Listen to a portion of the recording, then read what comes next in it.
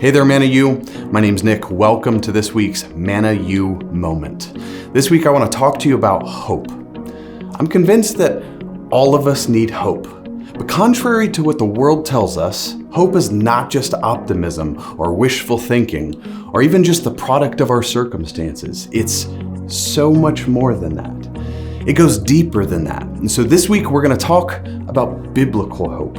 How can we experience more hope in our lives? And I think there's several key elements to biblical hope. So today I want to start with this. Here it is.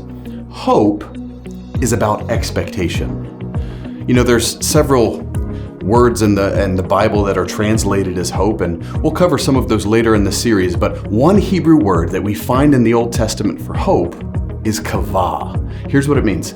It means to wait or to look for with eager expectation. I love that word, expectation.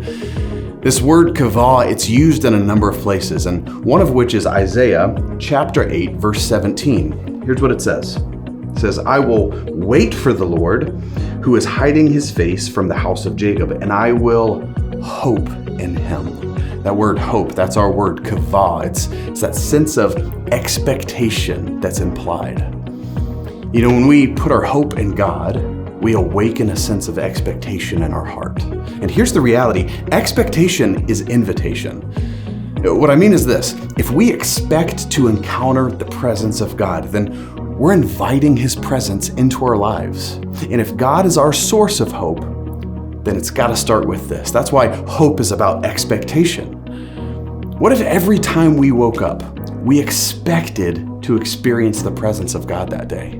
What if every time we read the Bible, we came with that expectation that God's going to speak to me and I'm going to hear from him? What if every time we interacted with others, we expected to be used by him as agents of change?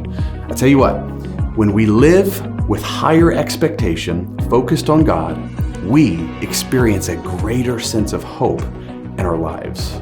So here's the challenge.